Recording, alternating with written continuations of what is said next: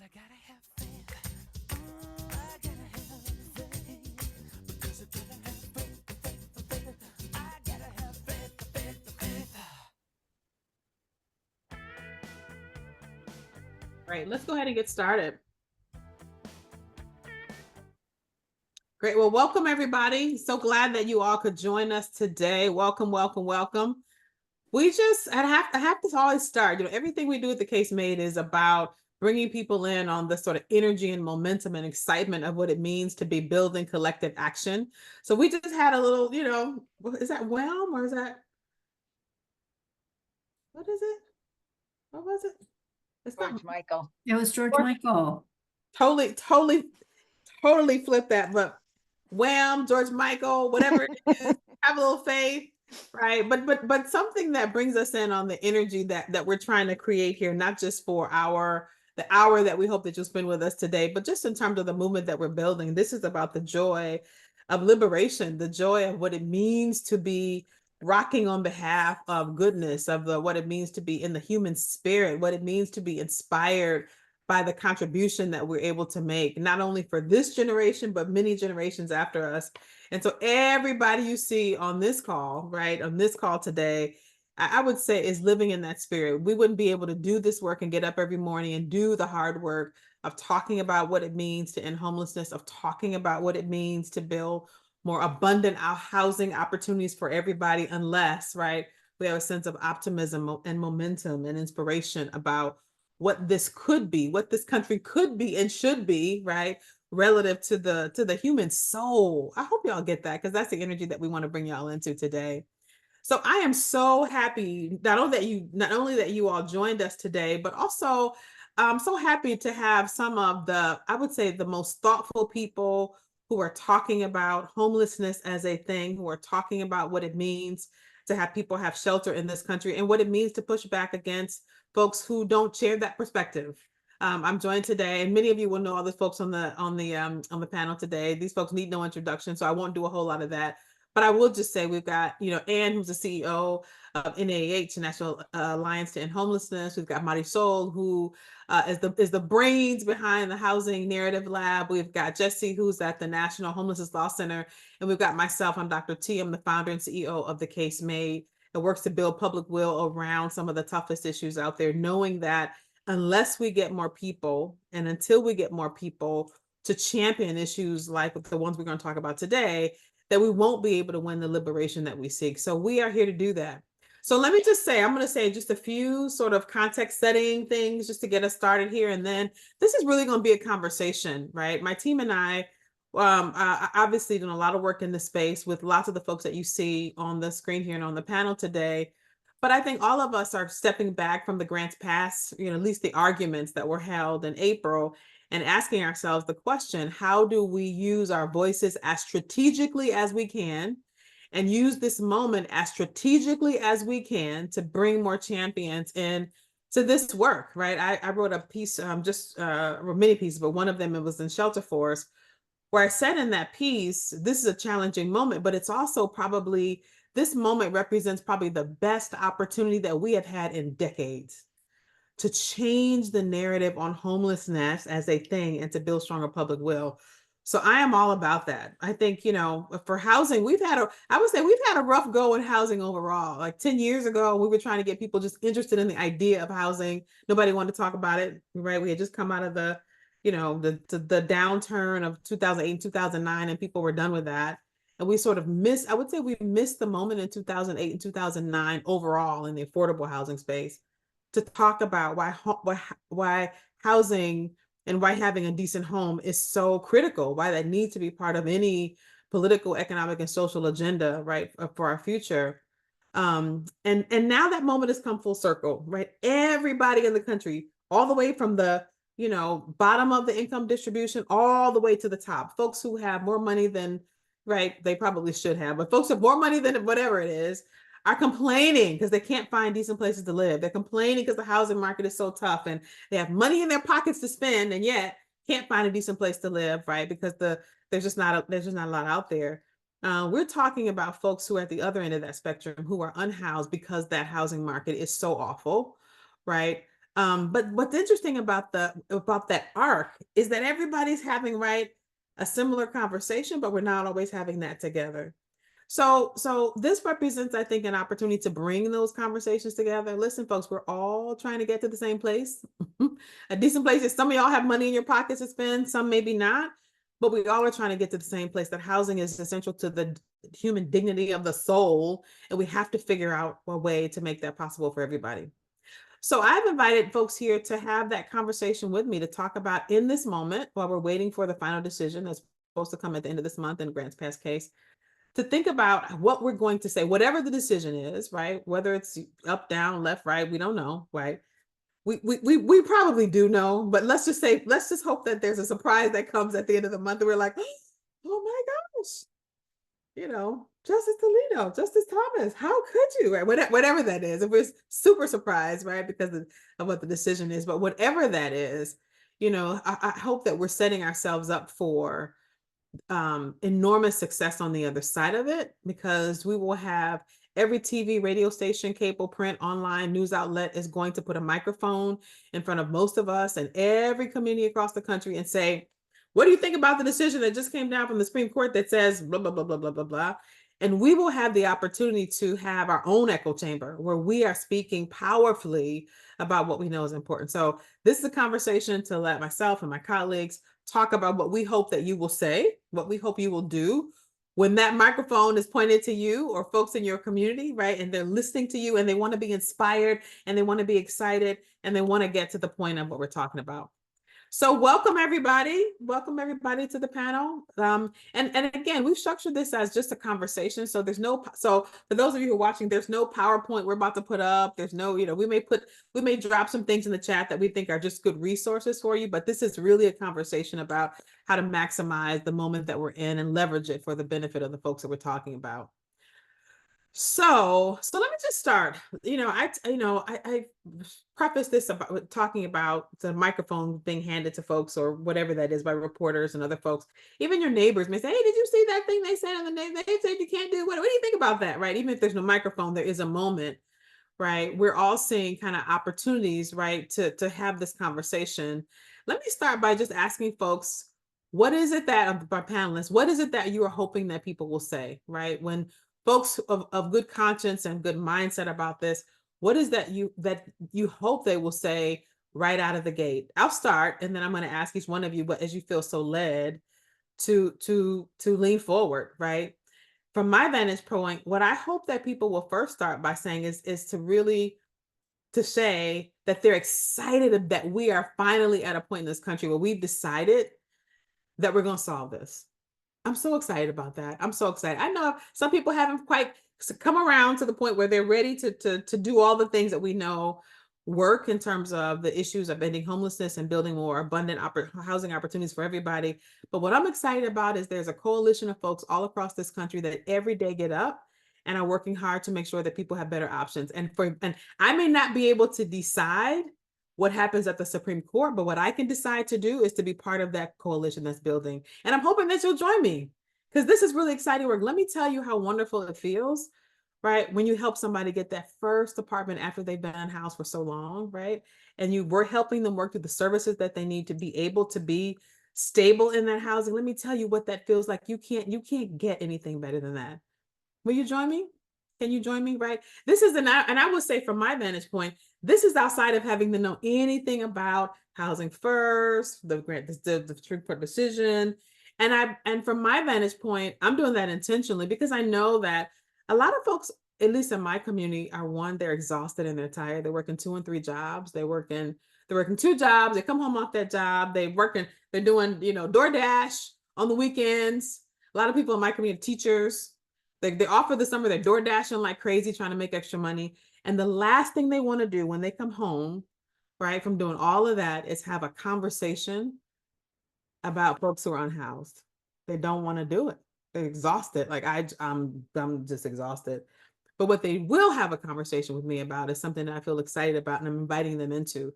So from my vantage point in the community that I live in, that's what I'm hoping that more folks in my community will start to say, I'm so excited about the work we're doing. Join me. We got to do better. Come on, bring other people, regardless of their political persuasion, regardless of you know, whether they think whatever they know or don't know about homelessness and how we solve it, bring them, right? This is how we get to solutions. So I'd like to turn to the panel. Let's do it. What are you hoping, right? When the mic is turned to folks or your neighbor turns to your neighbors turn to, what are you hoping that people will say in this moment that you think gets them excited? Who wants to start? I won't, whoever feels so led, hop in here. I'm happy to start. Yeah. One, thank you, Dr. T, for having me and having all of us together in this conversation. It is so important as we think about what's going to happen over the rest of the month. And so I always appreciate you and the team over at the Case Made for having these conversations. For me, I think it's really important to make sure that folks know that no matter what happens with the Supreme Court decision, whether it's you know, squarely for the city of Grants Pass, squarely for Ms. Johnson and other people experiencing homelessness, or somewhere in between, that, you know, we talk about, like, it's not that actually this decision isn't going to end homelessness no matter what happens. And really what we need to talk about is the fact that affordable housing and the lack thereof impacts everybody. It impacts everybody in a community, and that communities are stronger when everybody in a community is housed. They're safer for everybody, including people who are experiencing homelessness, because if they're housed, they're not experiencing homelessness. They're not subject to violence and those sorts of things. So I think it's really important to, like, bring it back to where people are. And I'll give you an example. Today, I happen to be in Hartford, Connecticut today. The Connecticut Coalition to End Homelessness is having their annual training institute over the next couple of days.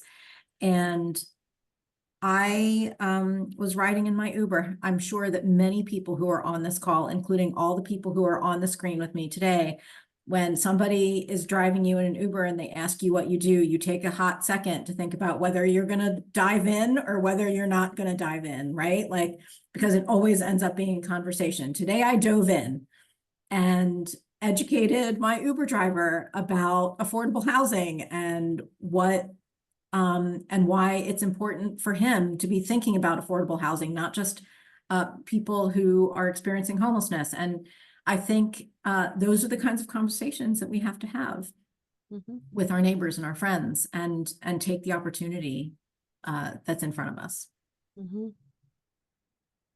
Yeah, absolutely.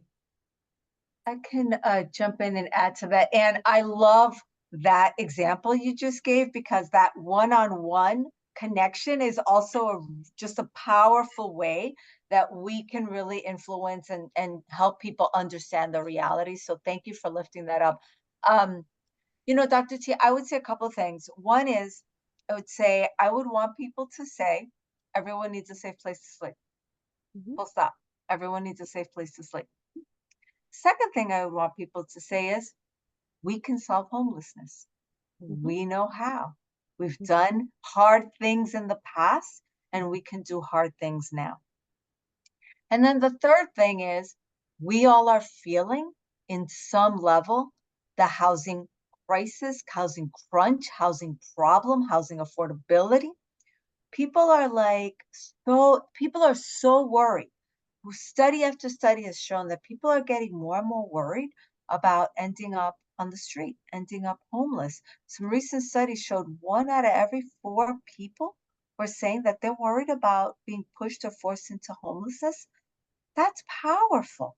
And, you know, Jesse will maybe talk a little bit about this as well, but we did some research, national research with the National Law Center, that found that 2/3 of the people that responded to this national research had some personal connection to housing insecurity, either themselves or someone they knew. 3 out of 5 people had some personal connection to homelessness, either themselves or someone they knew.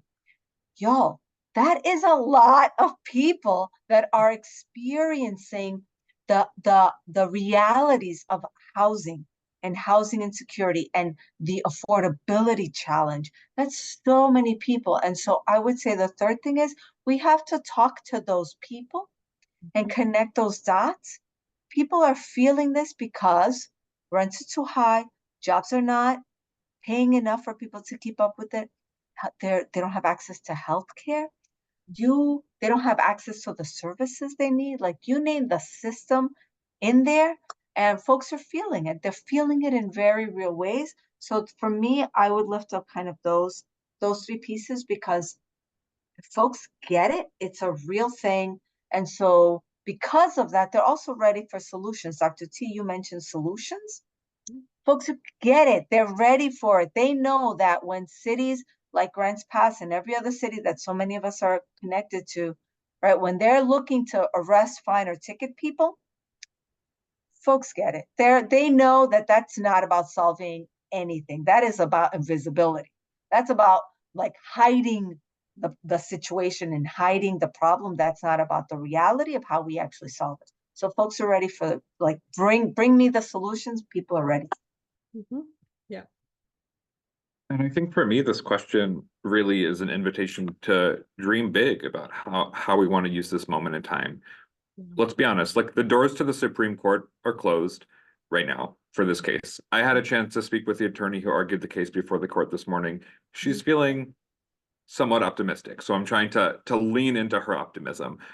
But what's not closed are the doors to the court of public opinion, the doors to the White House, the doors to Congress, the doors to the state houses. And this is really a question about what sort of country do we want to be? Are we going to be a country that throws elderly people in jail, freezing a blanket in the middle of the winter? Or are we going to be a country that says, we actually know the solution to this? It's housing, it's services, it's cheaper, it's not that complicated. But we have to be really clear about this moment in time. We have a leading presidential candidate who was running on rounding up homeless people and putting them into camps. I cannot underscore how scary and how serious that is. And it's on us to do exactly what Anne and Marisol were saying, which is to say, we're all better when we solve homelessness. We're all better when everyone has a safe place to live. And that is actually a deeply American value, that everybody deserves a safe place to sleep. And we need to actually follow that up with real practical solutions, not wonky policy debates, not kind of pie in the sky, aspirational, dreams, which I want to hold on to and like keep me motivated. But the reality is people want solutions. People want right now things to do, and we have to give them to them. That's why we've seen our opposition be so successful. They're able to say, Kentucky, you did these 4 things. You won't see homeless people anymore. They're not leading with the fact that they'll all be in jail or they'll all be in camps. But the elected officials hear that and they're like, okay, I want to do something. And what we have to do is expand the toolbox that elected officials can use to solve homelessness and make sure that the proven solutions like housing and services are funded and work, because that's the only way we're going to end this. And I think we have to lead with, we know how to make homelessness better. It's with housing. And the choices that our opposition is talking about will make homelessness worse. And I think, as Marisol said, in our polling, most people agree, 72% of Americans agree that the way that the town of Grants Pass approached homelessness was not an American value. And we have to use that information to give our elected officials at every level of the government cover that there's actually bipartisan consensus around the very practical ideas we're talking about. And we need our elected officials to be brave and to be bold in their pursuit of actual solutions to homelessness. Love that. Love that. And I want to circle back just to some of the things that you all said, because I think they're really important. And I want to also give you all the opportunity to kind of expand on some of this a little bit. And when you first gave your response, I loved one of the things you said was not just the way that what you wanted people to say, but you had a commentary in there about making the decision to decide and saying, every day is not the day, right? To engage the guy who's in like the Uber driver or the taxi driver, whoever, right? And I think, we're all in a moment where we have to make those split-second decisions about, is this a conversation that can I strategically go into this kind of conversation? Can I do the yeoman's work of pulling this person forward on this issue where they may not just know a whole lot about this? They may not even be trying to have this conversation. And it's a tough conversation for folks to have, not because they don't care, but because it's tough. It feels heavy for folks, right? So you said about the calculus of like, I had to make the decision about whether or not I was going to dive in or just kind of let this be a regular Uber drive. So, say a little bit about that, because I think that, from at least from the at the case made, we talk about this stuff about, being able to tag folks in, like, today I cannot have this conversation because my emotions and my passions are not going to let me be thoughtful and strategic. So I'm gonna pass this along to somebody else who can do that. But other days I'm ready for it. Like, come on, I got you, right? Talk a Yeah. little bit about that and how you think about that. Yeah, and it's obviously it's an all for I would guess pretty much everybody who's on this call today, listening in. This is part of your calculus every day when you're in the line at the grocery, or whenever somebody asks you what you do for a living, or you drive by an encampment or a tent on the street, and somebody makes a comment about it, like, am I going to dive in? Am I not going to dive in? I'll say that I dive in probably 80% of the time. 20% of the time, I'm like, I don't have it in me today. But Yeah. I think the reason that I do it is, one, I want to practice. I want to practice because it helps me to hear what folks who don't know about homelessness are thinking and what they're feeling about and what they're hearing. Very often I get somebody saying, like, oh, well, I hear that, everybody is addicted to drugs and we should just put them all in treatment or whatever, whatever the I hear is. And being able to have a rational conversation about what the actual facts are, and it just sharpens my ability, right? Like, to do that with elected leaders and with other, like, policy folks who might not be fully in agreement with the approach that we're all talking about today. Mhm. The other reason I do it, and why I would say 80% of the time I actually do dive in, is because most people, when you lead with love, when you lead with things, with solutions that are rooted in love, they respond to it. And it is a very easy line to draw when you're talking to somebody or talking to a group, to say the other side is not rooted in the same values that I hold. And that I think that what you're telling me, because you even raised this conversation, that you also hold. And that's where I get people's attention the most. Love that, love that, love that, love that. Oh, there's so much goodness in that. Absolutely. And it's hard. I mean, this conversation and the circumstances that we're talking about are hard for a lot of folks. So when you start talking about, leading with love, folks are like, what? Do you see all the hard stuff? Right. And a lot of folks kind of bristle at that. But I think a part of what I think we're learning, not only in this movement, but I think in social justice movements overall, is that unless you lead with love, right, you turn people off and you make people more afraid to get involved in the conversation. So I just love that. Let's piggyback off that a little bit, because I want to go back to something, Marisol, that you said, and Jesse, both of you all said something in tandem that I want to make sure that we get people's understanding about on this call, which is this issue of fear, right? I mean, one of the things that's made some of those other folks who are in opposition to things that we would say are solutions, we won't name them because we don't want to give them any more power than they already have. But one of the things that they've done really well is to lead with fear, right? So for the 1 in 4 folks who are feeling afraid that that they may be homeless, or for the 2/3 of folks who've had some kind of personal connection to somebody who's homeless, they say, right, there's a fear there too, as much as there is, right, an opportunity for us to think about connection. Folks are afraid in this moment, like, oh my God, I'm already working 2 jobs and I'm doing Uber, and they're about to go up on my rent. If they go up even $50, right? I was having a conversation. We were doing some community listening sessions with residents across the country on my team. And one of the things folks were talking about was like, listen, I'm within $50 of not being able to have a place to live. Like, if I have anything happen to me this month that takes me back $50, I am homeless. I don't have a way, right, to make up those resources. I just don't have it. I'm tapped out. And so that level of just anxiety, right, has gripped folks. And it's super easy for folks, right, on the other side of the conversation to use that to say yes. And you know what's making it worse is those people out there who sleeping in the park, right? They're going to suck up all your tax dollars when they tell you that they're going to do all this fancy stuff. They're going to suck up your tax dollars and make you pay more and make it worse for you. And they use that and feed on that.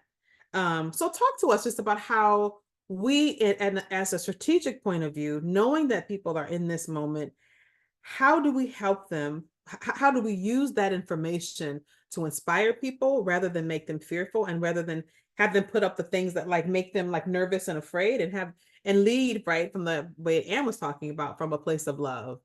Anything that either Jesse or Marisol want to offer, that would be great to hear. I think Jesse, you want to go ahead? I think in a lot of spaces, unfortunately, the first response is like, "Oh, you shouldn't be afraid. You're wrong, right? Your fears are not correct." And that, like, regardless of if that's true or not, it just doesn't work. You have to meet people where they're at. I come to this work as a social worker. The number one rule in social work is meet people where they're at. If someone's afraid, listen to them, hear about what they're afraid of, validate it, and then use that relationship to bridge towards solutions. I'm afraid for how this is going to impact my neighbors and friends who live outside. I'm afraid how this is going to impact my elders who can't afford to live in their housing anymore. Like, those fears are real, and they can provide us with a really important opportunity to move towards solutions. I don't think that fear is a long-term motivator. I think that hope and optimism are the long-term motivators. So I think we sit with people in their fear and move with them towards actual solutions. But I want to go back to this point Anne made, that she says she leans in 80% of the time. As an introvert, my brain is like 80%. Oh my goodness. But I think it's really important to acknowledge that you don't have to engage with everyone, and not everyone is at the same level of opposition. That if I have 10 hours in my week to persuade people, I would much rather spend 1 hour persuading 10 different people who can be moved than spending 10 hours trying to persuade one person who probably won't be moved, because I'm going to come out of that depleted. But what the polling has showed, and I'm going to keep going back to this, is people are already convinced. People agree that there is a housing crisis. People agree that throwing folks in jail is not a solution. It's on us to provide them with the actual solutions. We are really fortunate that more and more Americans are understanding homelessness is caused by housing that is too expensive and not individual choices that people make. And this is the moment in time to walk with folks towards solutions. Love it. Love it. I would love to, Jesse, thank you so much for lifting up the hope and optimism also. I would add like 100% to everything that Anne and Jesse just mentioned. And I would add that when we are acknowledging and validating that fear, anger, sadness, those are all really real emotions that can bring people in to wanting to have more conversation about this issue and the role that we all can have. And when we think about going from that to movement building, which to me is a really critical next step that we have to engage in, is building a movement for housing justice that solves homelessness and ensures that everyone has a safe place to call home. In order for us to go from the fear and anger and where people are sitting into building movement and help and having them move to action, we need to now activate love. We've talked about love. Hope, Jesse, Anne talked about love. Hope, Jesse talked about hope. Empowerment, pride, right? Like all of these emotions where people will want to sit longer, and not just sit longer, but activate themselves, because people want to feel good. They want to be a part of something, right? And so sitting in anger, sadness, fear We all feel those, and we have to acknowledge those feelings, but they actually won't move us to the place we actually need to go to, right? Those are actually emotions that actually move us into cocooning a little and wanting to like protect ourselves and not be out and engaged and activated. And so we need to, when we are validating those feelings, go from that to like, and now we're on the Titanic. I know it feels hard. We're not going to stay here. We're going to look for all the ways to get off and get onto dry land, my friends. Right. And then we're going to do that together. What does that train look like? What does the hand holding look like? That then we are moving ourselves into that pride, into that empowerment. And that's the long term vision. Because I want to loop back to something else around Grants Pass that both Ann and Jesse mentioned. Regardless of what the Supreme Court decides, we don't have to stay there. Right? We are actually moving to a solution. And so part of this conversation for cities is to remember, just because you can do a thing doesn't actually mean just because you can do it doesn't mean you have to do it, right? And so for us, it's about helping people activate around the real solutions to solving both homelessness and ensuring that everybody has a safe place to live. Yeah. Yeah. Absolutely. And I want to, those are great responses. And I want to add a couple things to that too. When people are afraid and nervous, right? I love the idea from both of you, just the idea is to get up underneath that. Or what is it that you're afraid of? And making sure you have clarity about that. Is it something that I can help you, can assure you that that's not the truth? Like that's not, right? That's been some misinformation or misperceptions that you may have. Can I get underneath that? Or is this something that's about something else, right? And getting underneath that is super, super duper important. Because once you get that, you can tap into people's sense of what we call, in the case we call loss aversion. Because you can say, listen, if you're afraid that that helping folks who are right now unhoused get housing is going to make you worse off, right? Let me tell you what happens if you don't, right? That, in other words, the thing that you're afraid of losing, actually, you need to be afraid of what happens if we don't support, right, folks in getting housed on the other side. Because here's the cascade of things that come after, right? That it gets worse from here, not just for the folks who are already in house, but for you who are trying to hang on, right, to the housing that you all have.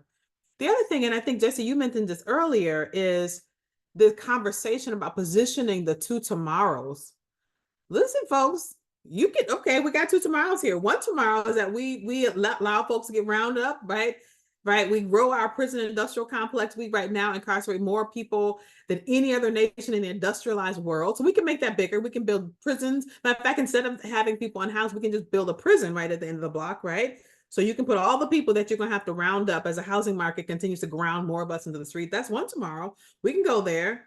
Or we can figure out, lean into the solutions that we know work. And let me tell you how they work. And let me tell you where they work. And let me tell you what this looks like. It's up to you. Two tomorrows. Which tomorrow would you like to lean into?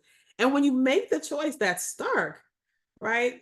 It's easier for folks to then make the choice that for us, right, is common sense, but that they haven't put in those terms. And I like how you were talking about dream big and give people like the choices of what this is. Like, because it's nonsensical for those of us who do this work. Like, what is that going to solve? Nothing, right? And so just being super clear about that is important. And the other thing I want to ask my next question to just all of you is one of our questions about just what are you hoping that we as leaders are learning in this moment? What are you hoping that this moment teaches us? Right, as we're doing this work, all of us, we're learning. We should be learning, right? As adaptive leaders, we're trying to get better, faster, more efficient in every possible way, both in terms of policy solutions, but also in terms of how we engage folks. And so I want to ask of you, what are you hoping that we, right, as leaders are learning in this moment that we take into the next part of our journey? Marisol, to your point, into the movement that we're building. For me, I would say one of the things that obviously I hope we're learning case making skills. That's super important. But I think just with respect to that, well, my colleagues and I did some work in San Francisco, and we were, interviewing, doing community listening sessions around some of the most recent legislation or things that were happening in San Francisco. One of the things we heard over and over and again when we asked people about solutions, they kept talking about Singapore. They're like, oh, well, in Singapore, they have this and they have this. And I'm like, it's so interesting to me. Like, I'm in San Francisco where you've got some of the best frontline, workers relative to ending homelessness in the entire world, right? They're doing a better job than most communities in terms of their response system. They're not perfect because the need is so great. It's outstripping their ability essentially to solve what's happening there. But you got folks who are so committed to this, right? And have a system like none other. And yet when people think of solutions, they're going to Singapore. And so I named this like the Singapore problem. I think that we have not done as well of a job as really helping people to see the solutions right there in our own communities. In every community across the country, there is probably a super dedicated, thoughtful, right, response system relative to these issues around homelessness. And yet most folks, right, have known nothing about that. And I think as leaders, we have to do a better job of making sure that people know that. That's why in my response, I said, listen, I want to invite you out. I want to invite you to see what's happening every single week, right? Folks are doing amazing work, right, to make sure that people get housed, and they're doing it with on shoestring resources. What would it look like, my God, if they really had the resources to really solve this? Come out and see. Come out, because once they do that, I think they have a different orientation. Like they don't have to talk about Singapore anymore. No knock to Singapore or anybody else in the world, right? No knock to those other places. But I see this amazing work happening in my own communities. And the only question I want to have is why don't they have the resources to do more of it, right? How do we get more resources to make sure they can do this work? So if I'm looking at leadership lessons that I hope that we are learning in this part of the journey, it's really how to talk about our value proposition to the space and making sure that average everyday folks know that we exist, right? That this work is really happening. Let me turn to my panelists, and I'm just thinking about you. What are you hoping that we are learning in this moment that you think can help us on the next phase of our building a social movement around this? Whoever feels led, hop in. I can, go ahead, Anne. No, go ahead, Marisol. I actually wanted to make two quick points, and one is to your point, Dr. Tier, what you were just saying about solutions.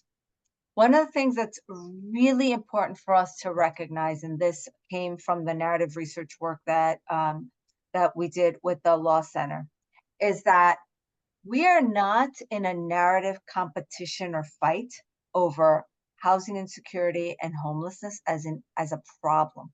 People get that, as Jesse mentioned, overwhelmingly so. Where we are having a challenge is in competition to the solutions. To Jesse's point, the opposition is very clear. Here, you do A, you get B, boom.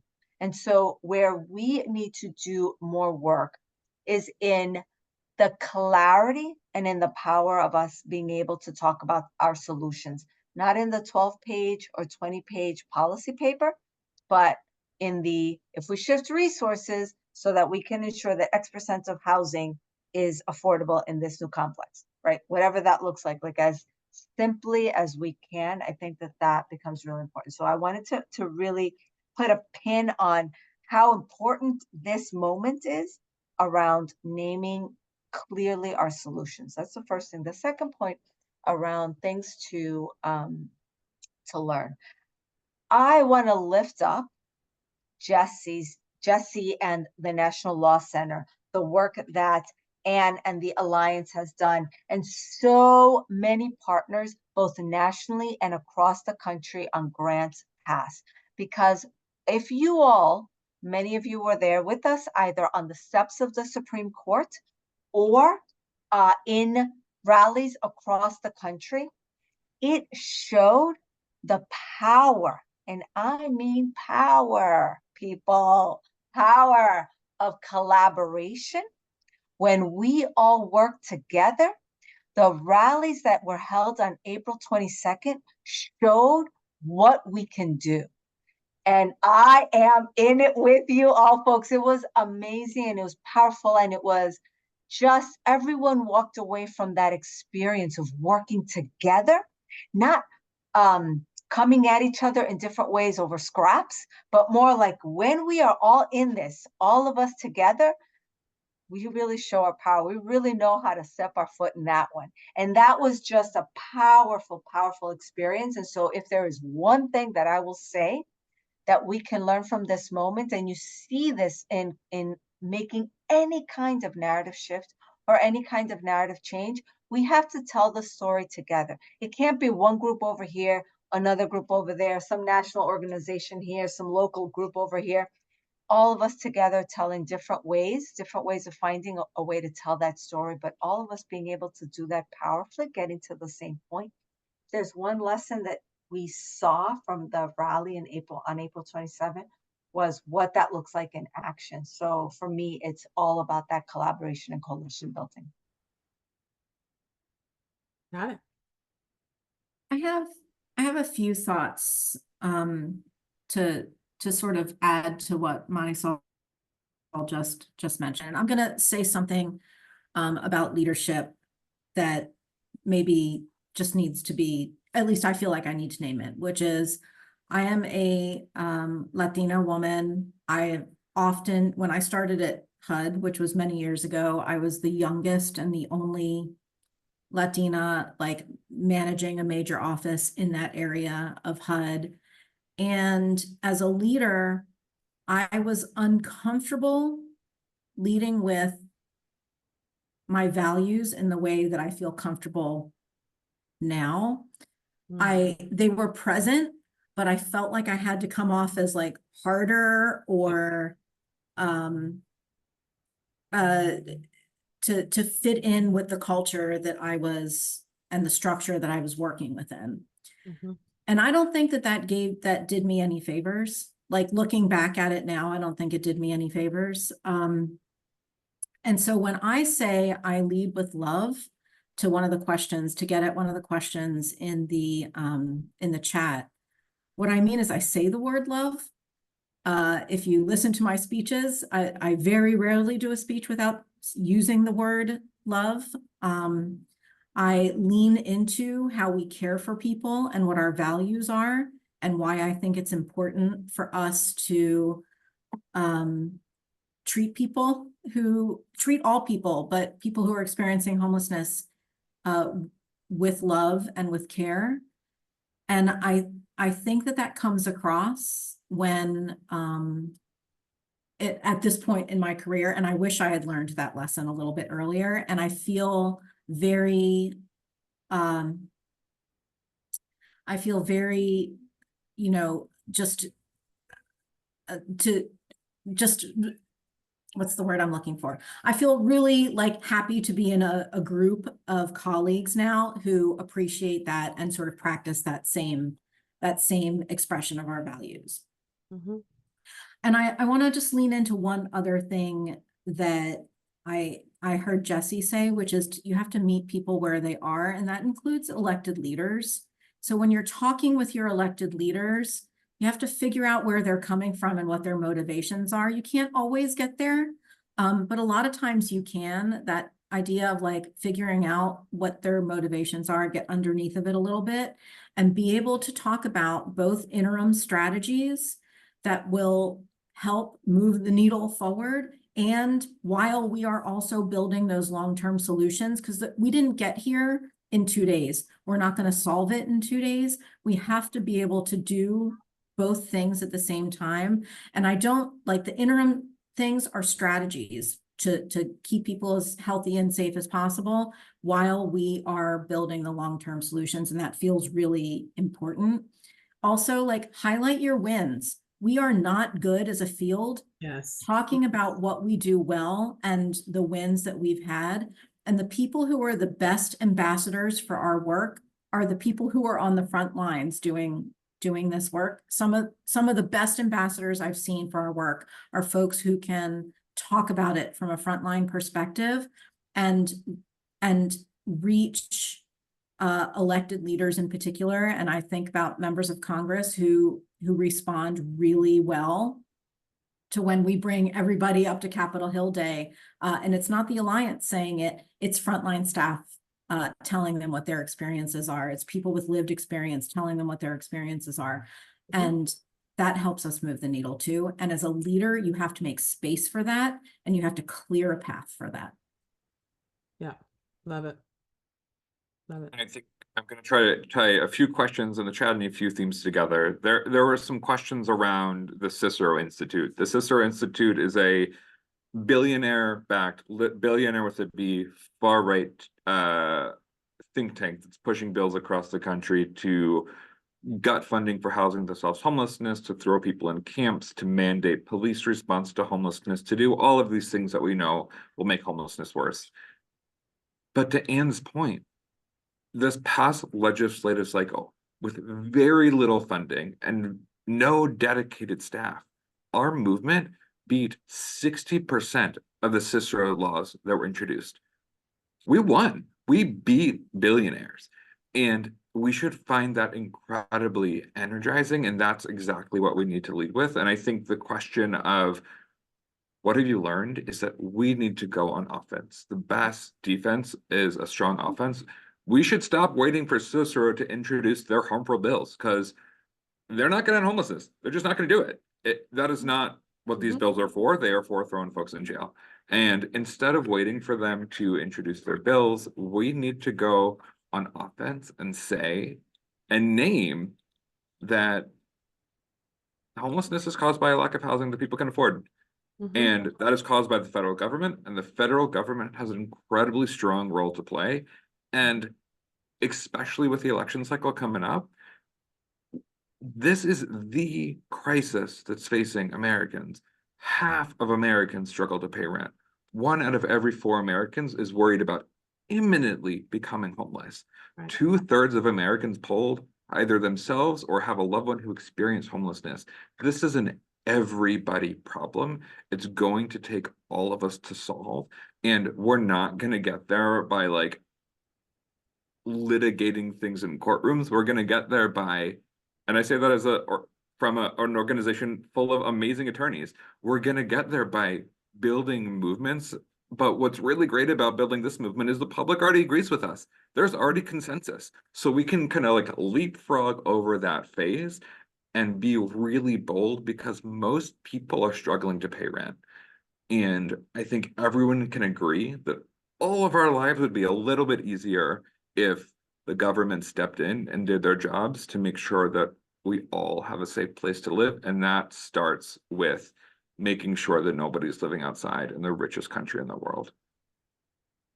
Love that. Love that. Y'all are fantastic all together. Like we could have just wrote a whole little brief right there in our comment section on that.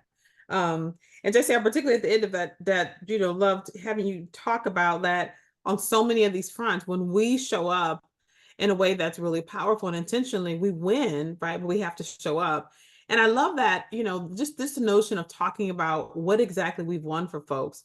From our nomenclature around case making, it's talking people back into their power. People feel so, I would say, demoralized by what they see happening, and they don't know, right, that we can win. They don't feel like we're winning. But when you say things like that, oh yeah, we actually did, right? When we stepped up to the plate, we actually did get some wins. And then we can say, what would happen if more of us stepped up and we got more champions in the conversation? And that gives people a sense of like, all right, we actually are doing some things here that are really powerful. At a moment when, right, folks are feeling relatively, right, low, there's so much that happening, even around the pandemic. I mean, just the response from frontline folks in homelessness was just fantastic. I mean, like the speed at which, right, we responded to that, the care and love in which we responded to that makes all the difference, but we didn't tell that story. So, and to your point, our ability to talk about that, to talk about like what we're doing and to have that resonate with folks is super important. I also wanted to say one thing too, Jesse, you mentioned something else about just sort of leapfrogging over what we already know people believe. I think that's important. This connects to something you said earlier, Marisol, too, which is that we have folks, when we look at polling data, folks are with us, right, for the most part. And I would say, if you look at most social issues out there today, whether it's do we need a nationalized healthcare system, people raise their hand and say, yes, I'm tired of paying these doctor bills. It's not fair. When you look at climate change, yes, we ought to be doing more to protect, right, the environment, more, right, addressing climate issues, right, by thinking about our energy sources. So when you look across the spectrum at social movements or about the things that are social justice oriented, the majority of people in this country are with us, right? And some of those issues, you have wide majorities, like it's 80%, which is right, crazy, or 90%. And then some of them you have a slight majority, they're like 55%, but still, right, the majority of folks are with us. The challenge is in getting people out, right, to have people sense a sense of their own empowerment to engage in these issues and to push them forward. So when we talk people back into their power like that. Yes. And what could we do if we did a little more? And think about when we won this and we won that, and we can do it again, and we can do it again, and we can, right? That kind of energy like feeds on itself. And the extent to which we in this community can help people get to that energy, right, is super important. Because it's so easy to, in this moment, have people feel a different way about their circumstances when they're struggling, right? So I just want to lift that up.